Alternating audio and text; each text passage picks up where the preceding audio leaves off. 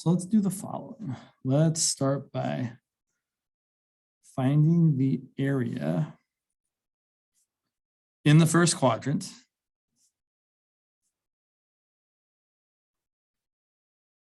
between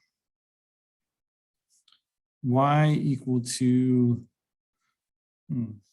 4x and y equal to the square root of, let's see, yeah, let's just do that, x. I'm going to change that just slightly to make it work the way I want it to. 16. That's so boring, James. I'll make that a 4x as well. Not super exciting, but it's fine. Except my brain is not, sorry, gotta get my brain in gear here.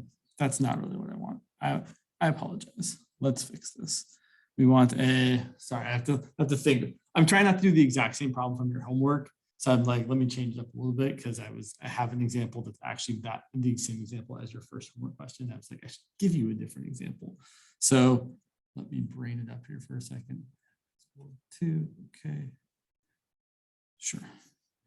So we want y equal to 1/2 x, not y equal to 4x, and y equal to the square root of x, not y equal to the square root of 4x. Okay, that is actually what we want. That will not be too terrible. All right, and we're going to do this using a double integral. And first time around, we're going to do it using vertical cross sections.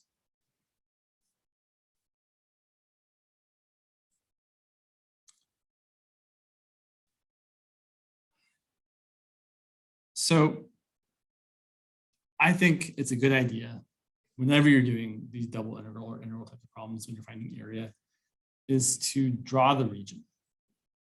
So let's draw y equal to the square root of x. Has some nice points, 0, 0, 1, 1, 4, 2, looks like this. And y equal to 1/2 x. It's gonna look like this.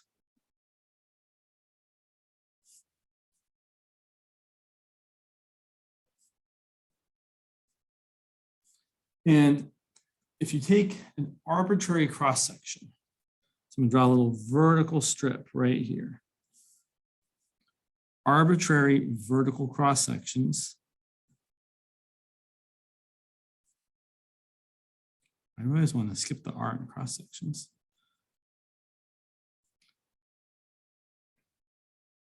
Drawn in the region have y equal to the square root of x on top and y equal to 1/2 x on the bottom.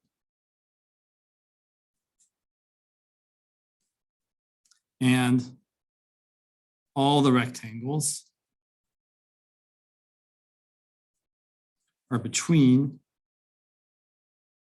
x equal to 0 and x equal to 4. It might have been good to explain how I know it's between 0 and 4. The way we would have figured out where these intersect is by setting them equal to each other. So a lot of times people are like, oh yeah, well, it's easy to see, but we should actually do the work. If you set square root of x equal to 1/2 x, I'd probably multiply both sides by 2. And say 2 root x equals x, and then square both sides and get 4x equal to x squared. And then we're going to get x equal to 0 and x equal to 4. I know I'm writing super small. I should.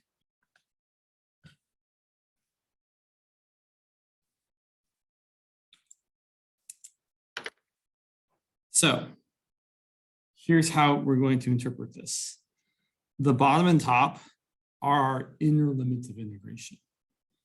So I'm going to first write the inner integral as y going from a bottom of 1/2 x to a top of the square root of x. So we're basically just saying y goes from there to there. And then after we say y goes from there to there, then we have to say where x goes. Well, x is going to go from 0 to 4.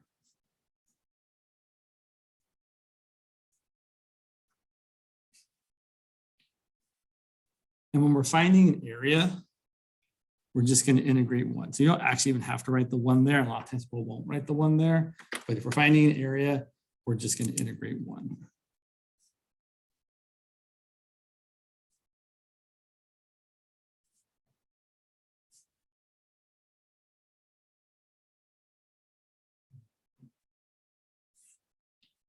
Now, I want to be very, very specific here. When we do the first step, this should look very familiar. Meaning, after we do the first integration, we always integrate from the inside out. So I'm going to integrate the inside. What's the antiderivative of 1? I should say, what's the antiderivative of 1 with respect to y? Right. So we're going to get y as our integral, and then we still have the integral from x equals 0 to x equals 4. But I have to evaluate this y from y equal to 1/2 x to y equal to the square root of x. So then when I do, and let's put some parentheses around that, so it's super, right, that's still have to do that. And then when we do that, we're going to get, so we still have x equals 0 to x equals 4. When we integrate this and plug in our limits of integration, well, we're going to plug in the square root of x minus, we're going to plug in 1/2 x. And hopefully this looks a lot like how you would have done it before, right? If we were trying to find the area here, we'd be like, okay, well, we're going to integrate from x equals 0 to x equals 4 of the top function minus the bottom function. So it's kind of like we're just taking that thing we would have written as our top minus our bottom and making those the new limits of integration for the second integral. So then we would do this. The integral of x to the 1/2 is x to the 3/2 times 2/3. The integral of 1/2 x is 1/2 x squared over 2 from 0 to 4. And then we plug it in. We get something not particularly nice, but fine. We're going to get 2/3 times 4 to the 3/2 minus 1/4 times 4 squared minus 0, because when we plug in 0, we're going to get zeros. So that's going to be 4 to the 3/2 is 8. 2/3 times 8 is 16/3. 1/4 of 4 squared is 4. 16/3 minus 12/3 is 4/3.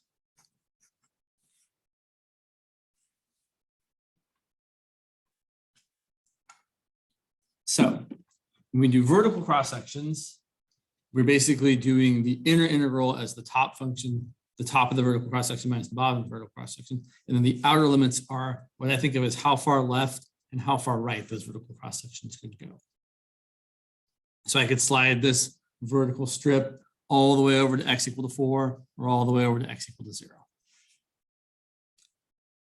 We could also have done this using horizontal cross sections. Let me show you what I mean. So same region.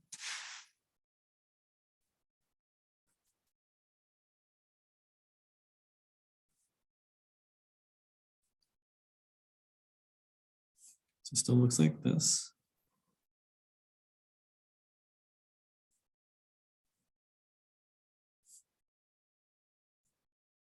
So we have y equals 1/2 x, and we have y equal to the square root of x. But now we're going to draw a horizontal cross section or a horizontal rectangle. And when I do this, no, I don't really, yeah, I was gonna say, there's a kind of a way I do this when we extend the further things, but we don't really do the further things in this class, so I don't really say those things. So here, instead of doing the top and the bottom boundary, we're gonna do the right and the left boundary. So the right boundary is going to be y equal to 1/2 x, but we have to solve for x in terms of y. So it's going to be x equal to 2y.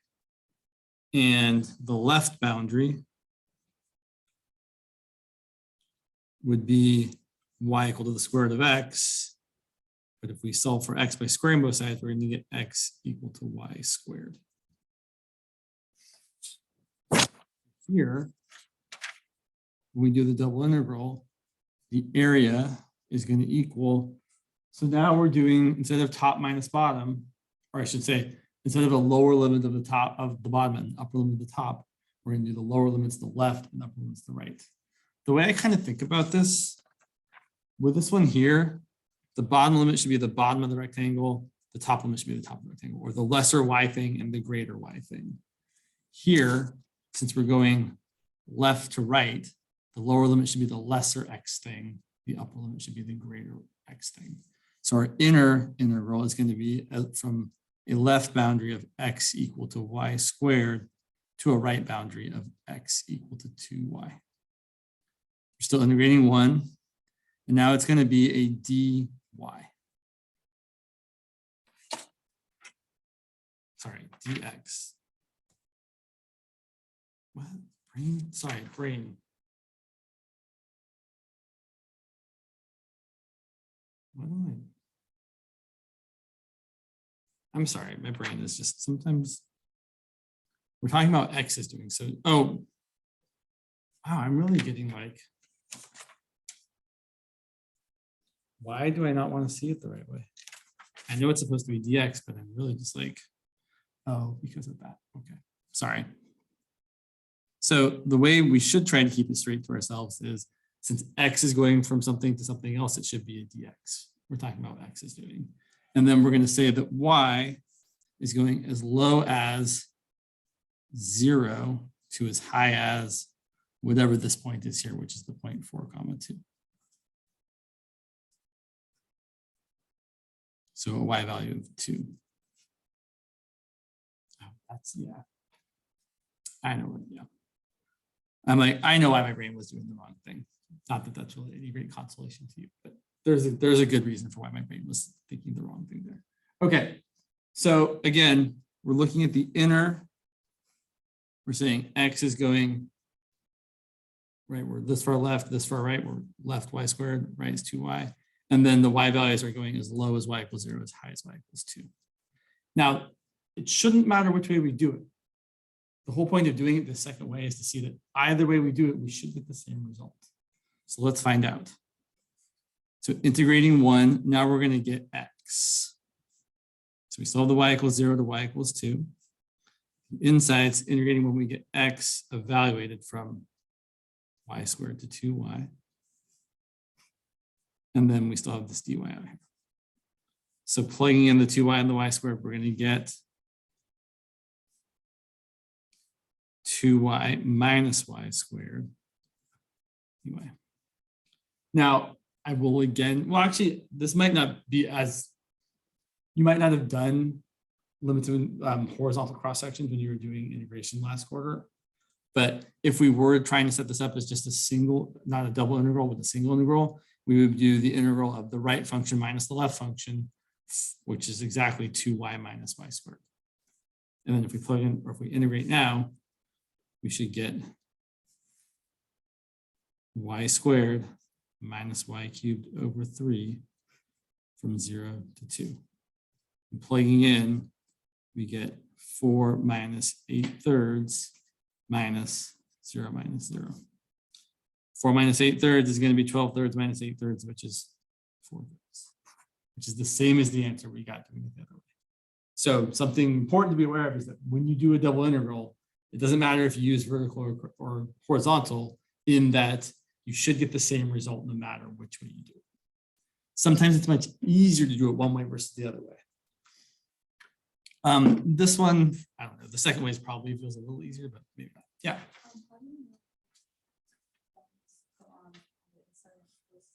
Excellent question. So it totally depends on what kind of cross section you're using. So if you're using a horizontal cross section, you have the, you're thinking of the, right. So when it's horizontal, you have your right boundary is x as a function of y, and your left boundary is x as a function of y. So when it's a horizontal cross section, your inner limits of integration are always x as a function of y, x as a function of y, and it's a dx, which I know looks terrible there. Whereas when you are doing vertical cross sections, your inner limits of integration are always the lower boundary, y as a function of x, to the upper boundary, y as a function of x. And the inner limit is, it's y dy. Yeah.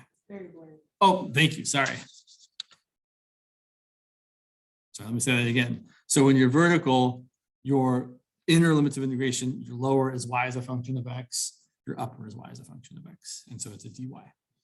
So whatever it's this variable equals that, it's d that variable. So you're saying, oh yeah. And then when I'm doing it, after I've done the first integration, I'm like, oh yeah, this looks right.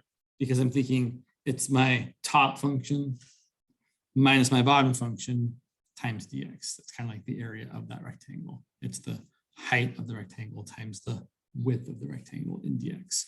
Where here, it's the width of the rectangle, 2y minus y squared, times the, width, okay, the length of the rectangle times the width of the rectangle, which is a small dy. But yeah, so whenever you're doing this kind of thing, the real kind of first step is to draw which type of cross section you want to use. So let's do another one. Let's try.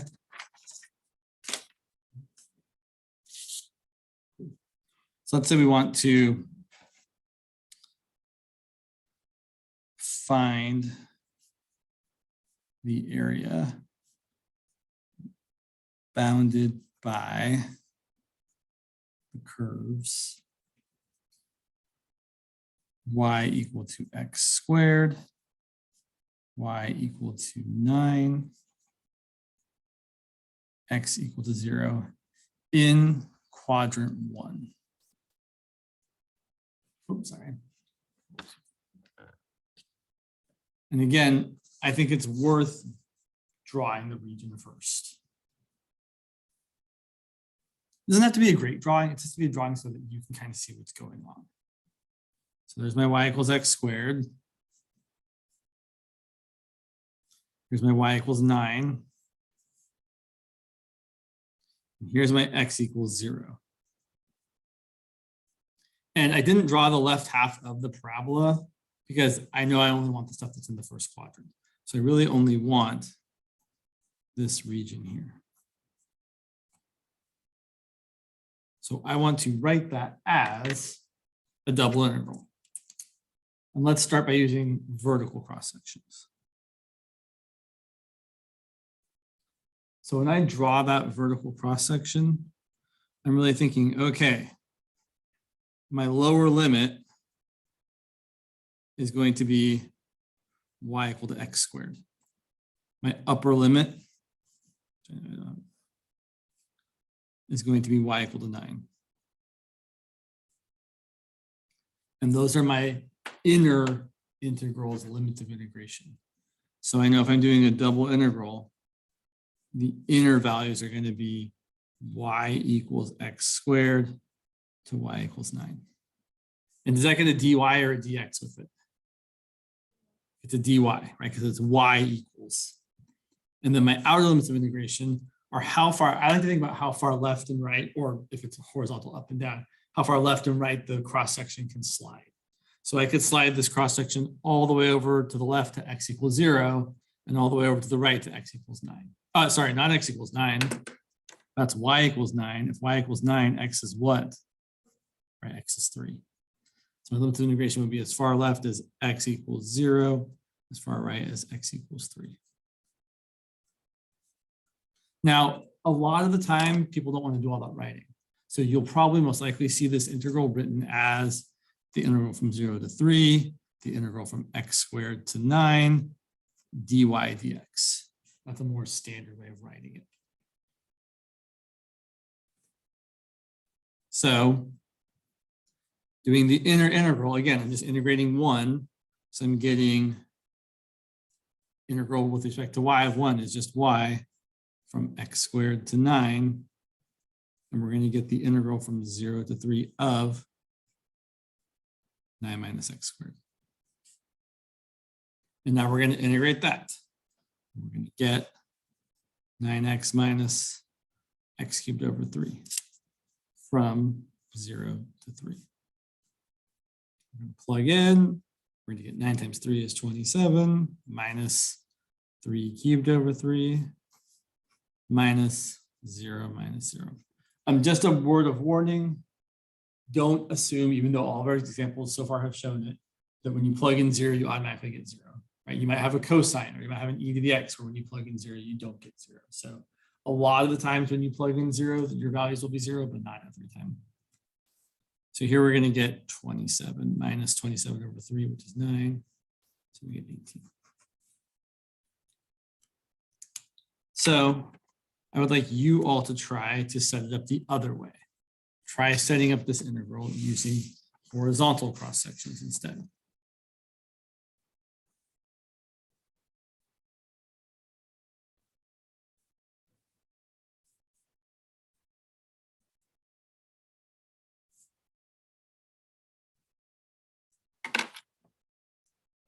I should say, try setting up this double integral using cross sections, horizontal cross sections instead.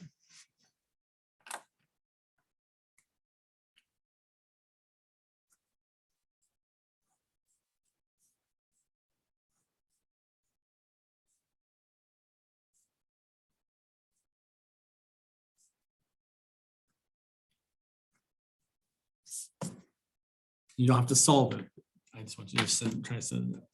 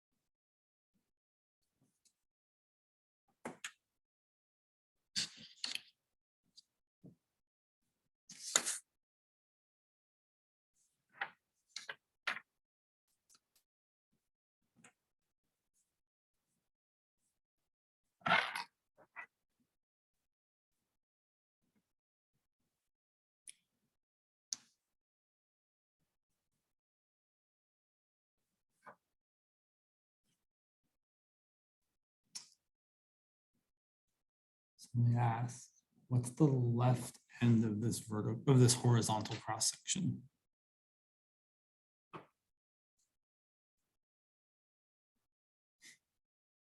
Well, no matter where I draw the cross section, what's bounding the left side of it? Yeah, specifically x equals 0. And no matter where I bound the cross section, or no matter where I draw the cross section, what's bounding the right-hand side of it? Say one more time. Right, it's the function y equals x squared, but then we have to solve for x. So this is going to become, now one thing to be aware of here is if we actually take the square root of both sides, we would get x equal to plus or minus the square root of y. But since it's the right side of the parabola, not the left side of the parabola, this is the positive square root of y. This other side here would be the negative square root of y. So then we'd have that. And then the y values, the horizontal cross sections can go as low as y equals 0 and as high as y equals 9. And then I do think it's worth seeing that it's the same either way you do it. So if we integrate this, we're going to get the integral from 0 to 9.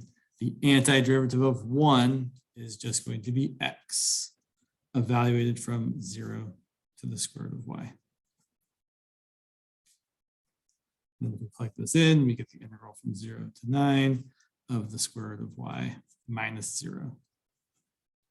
Which again, should look exactly like what the area of this is, right? The right function is the square root of y, the left function is 0, you get root y minus 0, you go from 0 to 9. So you might be wondering, why would I use a double integral for area when I could just use a single integral for area? Well, there's a good answer, and the answer is we can use double integrals to calculate volumes. So instead of just doing area, we're going to extend this to a third dimension. I suppose we should finish the problem before we start doing the next problem, though. So that's going to be, let's see, that's y to the 1/2. So the antiderivative is y to the 3/2 times 2/3. And if you plug in 9, you get 9 to the 3/2 minus 2/3 times 0 to the 3/2. 9 to the 3/2 is 27, and 2/3 times 27 is 18. Same as before. So the reason one would do this is just like how we can find area using a single integral, where you do the integral of the height. We can find volume using a double integral.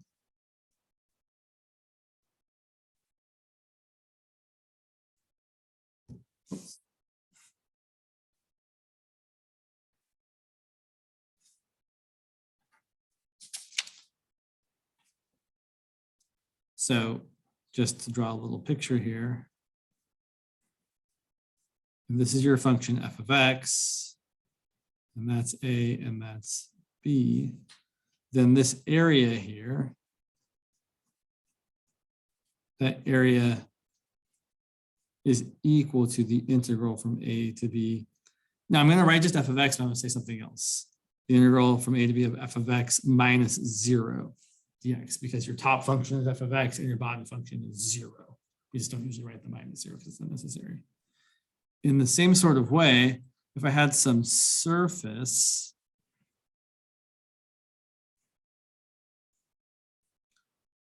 z equal to f of x, y over some region,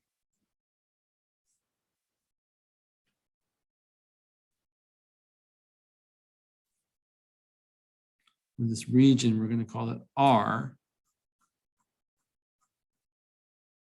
We can find the volume under that surface. It's going to be the double integral over the region of your function of x and y. And it might be dy dx or it might be dx dy. People usually write dA when they're unsure of if the order is dx dy or dy dx.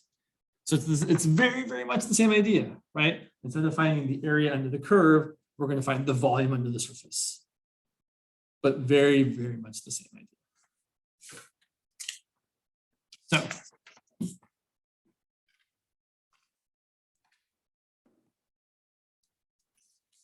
let's do the following. Let's try to find the volume of the solid in the first octant bounded by the plane x plus y plus z equal to 1. Or solving for z as a function of x and y, which is a good idea, z equal to 1 minus x minus y. Okay, so now is where my drawing skills, yeah, I can draw this. This is not too hard to draw.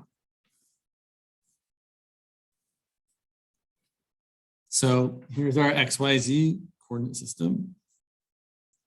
And this plane, x plus y plus z equals 1, has intercepts x equal to 1, y equal to 1, and z equal to 1. So x-intercept is 1, our y-intercept, or z-intercept is 1, and our y-intercept is 1. I'm going to draw it kind of big.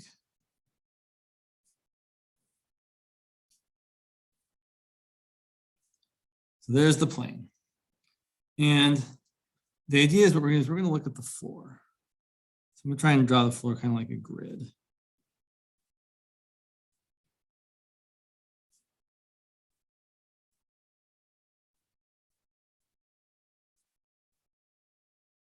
And kind of like how before we were taking vertical strips and then seeing them move from left to right, or horizontal strips and seeing them move from bottom to top. Now we're going to take little columns. So I'm going to say like this column here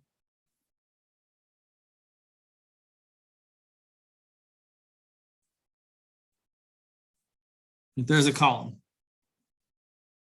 And this column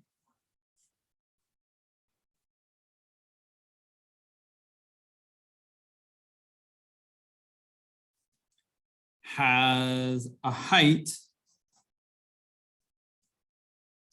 that is z equal to f of xy, in this case equal to 1 minus x minus y.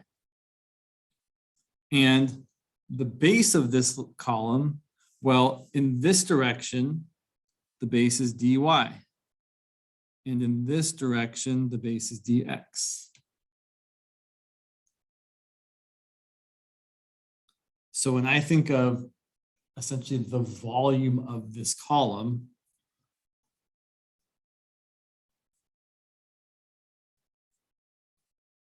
it's going to be the height of the function f of xy times dy dx. The two bases multiplied together, or the base area if you prefer. Okay. And then after we deal with, so that's kind of like the inner part, right? So if I'm trying to set up my volume integral, well, I'm going to get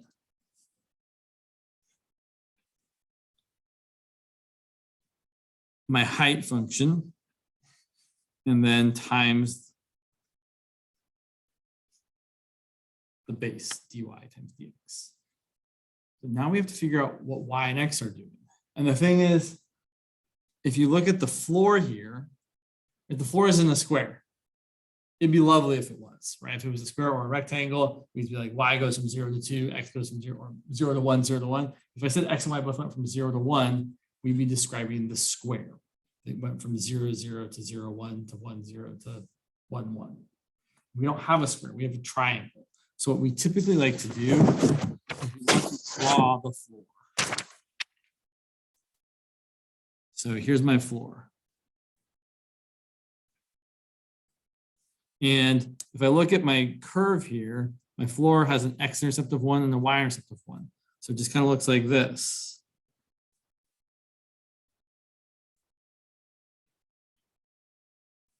And essentially what I want to do is I want to use the double integral to describe the area of that floor, just like we did in the previous problems. Right? So I'm going to draw a vertical strip or horizontal, take your pick. I'm going to use vertical because everything else equal, typically a vertical strip is what we're more used to using. So I would encourage all of you, if you have the choice between using vertical or horizontal, there doesn't seem to be a good reason to do one over the other, pick vertical because it's what you're more used to. So I draw a vertical strip here and say, okay, well, the y's are going from as low as 0 to as high as this function here, which is, what is this function here? Well, that's an x-intercept of 1, a y-intercept of 1. What you really could do instead of actually having to think about what this is here is look at your curve here. And then, well, since you're on the XY plane, right, you're literally on the floor, what's z equal to on the floor? I haven't gone up, I haven't gone down, z is 0.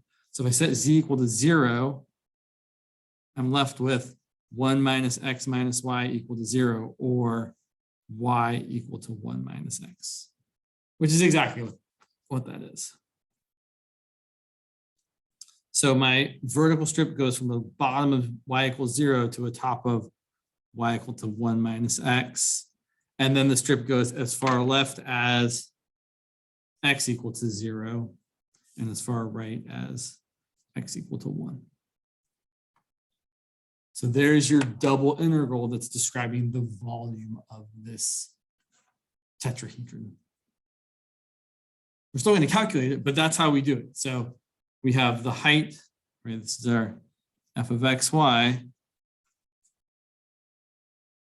And then the rest of the double integral is just what we did before. Basically, you're saying the double integral describes the area that's the floor of this surface. And then what's in the integral is just however tall the surface is. Okay, so now for the integrating. So this is where the idea of partial derivatives is going to come back into place. So just like with a partial derivative, if you're doing a kind of like a double integral or a part, like if we're integrating with respect to y, we're treating the other variables like a constant. So when we do the first step here, when we do the inner integral, I'm integrating with respect to what variable? First. Y, right? It's always the whatever comes up first there is first. Or you can put parentheses around this if you like. So when I integrate with respect to y, everything that's not y is a constant. So we're still going to have on the outside x equals 0 to x equals 1 with a dx. And now the integral of 1 is y. The integral of the constant x is the constant x times y. And the integral of y is y squared over 2. From 0 to 1 minus x. So now we're going to plug in 1 minus x and then 0 for each of the y's. We're going to leave the x's alone, essentially. So we're going to get the integral from 0 to 1. Let's see, so I'm going to plug in 1 minus x for y. And then I'm going to plug in another 1 minus x for y. I'm going to plug in another 1 minus x for y. And if I were to plug in 0 for each y, we can see that we would get a 0 minus x times 0 minus 0 squared over 2. So plugging in 0 is going to get us just 0. So we don't probably need to write that. And then to do this, I would multiply it all out before I integrate it. So I'm going to get the integral of 1 minus x plus x squared. And then 1 minus x squared is going to be 1 minus 2x plus x squared all over 2. Still from 0 to 1. I've run out of room on this paper, so I need the next piece of paper. This paper looks like it's going to be up. So then we continue to simplify, and we're going to get, let's see, the integral from 0 to 1. I'm going to have a 1 minus 2x plus x squared. And distributing the minus 1/2 to each of these terms, I'm going to have a minus 1/2, a plus x, and a minus 1/2 x squared. So finally, combining like terms one more time, 1 minus 1/2 is 1/2. Negative 2x plus x is going to give me a minus x. And an x squared minus a 1/2 x squared is going to give me a plus 1/2 x squared. And now we've finally done all the simplifying we can, so we should integrate it. So anti-differentiating, we're going to get a 1/2 x minus x squared over 2 plus 1/2 times x cubed over 3 from 0 to 1. Plugging in, we get a 1/2 times 1 minus a 1 squared over 2 plus a 1/2 times 1/3. And then if we plug in 0, it's going to be zeros again. So you could say minus 0 plus 0 if you really wanted to. That's going to end up being 1/2 minus 1/2 plus 1/6, which is 1/6.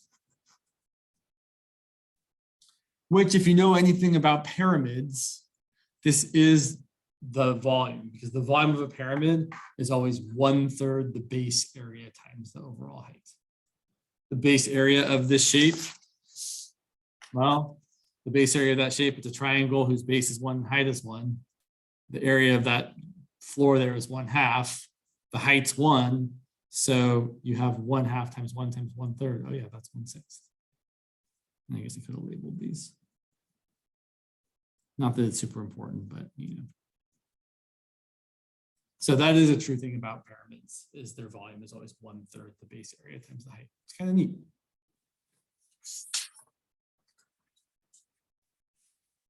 What time is it? Okay.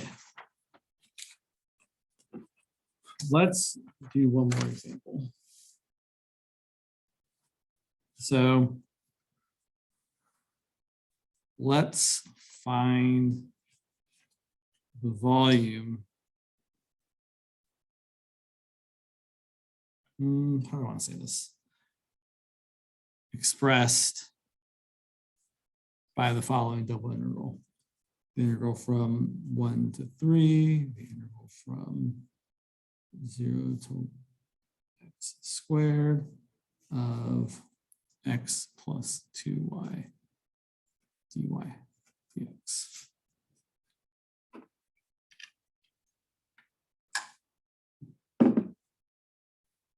So this is some volume. It doesn't actually really matter. We could maybe draw it if we wanted to, but they're not asking us to do that. So all we're going to do here is just straight away anti-differentiate and then plug things in. I suppose it would be nice maybe to see what it's not, I want to show you what the region looks like because it's kind of neat, but it's not necessary. But it's probably a good idea to be able to at least see the region. So real quick, let's look at the region that is our floor. So if I was going to draw the floor, I'd have y going from 0 to x squared. So here's y equals 0. Here's y equals x squared. And then x would be going from 1 to 3. So let me ask you all a different question, actually. It's related, but just kind of back up a second.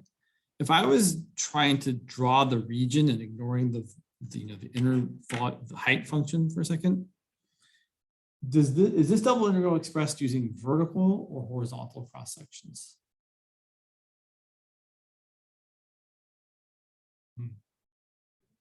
Yeah, and the way you know, or at least the way I know the best, is by looking from the inside out.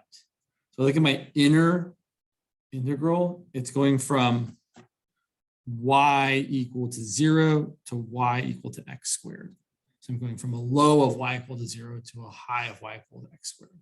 The inner integral always tells you what kind of cross sections you have. If it's y equals things, then it's vertical cross sections. If it's x equals things, it's horizontal cross sections. The reason I mention that is because it's not too complicated to tell here because there's an x squared there, and you can't have x equal to x squared. That wouldn't be right. It has to be y equal to 0 to y equal to x squared. But if they were both numbers, they're all numbers, it's a little less clear which one it is.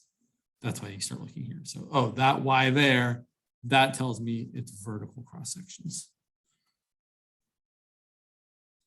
And then we know we're going as far left as x equals 1, as far right as x equals 3. So this is the region that we're actually integrating over. And then x plus 2y would be your height function. So you've kind of got something funky here. Right? You've got this kind of region here where you're kind of doing like this. There's your region in the XY plane, and then it's some like height thing over here. Like that. Not exactly like that, because my pictures again are only okay. So integrating this, we're going to get, let's see, again, I'm anti-differentiating with respect to y. So leaving the outer ones alone, the antiderivative of x is xy. The antiderivative of 2y is y squared from 0 to x squared dx. Now we plug in our limits of integration. Plugging in x squared, I'm going to get x times x squared. Plugging in x squared, I'm going to get x squared squared. minus plugging in 0, I'm going to get 0 plus 0. Simplify. X into x squared is x cubed, x squared is x to the 4th. And now we do the straightforward anti-differentiation. We're going to get x to the 4th over 4 minus x to the 5th over 5 from 1 to 3. And then things are just not nice arithmetic numbers. We plug in 3, we get 3 to the 4th over 4 minus 3 to the 5th over 5 minus, then we plug in 1, we get 1 to the 4th over 4 minus 1 to the 5th over 5. And although this looks kind of gnarly, there's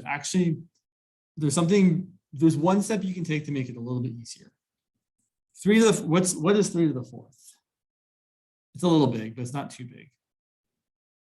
3 to the 4th is 3 times 3 times 3 times 3, which is 9 times 9, which is 81. But the thing I want to see here is that, look, I've got 81 over 4 minus 1 over 4. So I can group the things together and say, I have 81 over 4 minus 1 over 4, which is just 80 over 4, which is 20. Yeah. No. So it's this one minus this one. Oh, thank you. Yeah, that should be plus. Good call. Yeah. Thanks. Yes. And then we would have plus 3 to the 5th over 5, which is 243 over 5 minus 1 over 5. So all I'm saying is you can make the evaluation here a little simpler. It's still not lovely, but it can be a little bit easier if you combine like things together. So and then we could finish this, but I don't think there's, right, you get 20 plus something. But I should stop talking because it's 2 o'clock and I should let you all go to class. So you get 20 plus 242 over 5, which is 20 plus 48.4.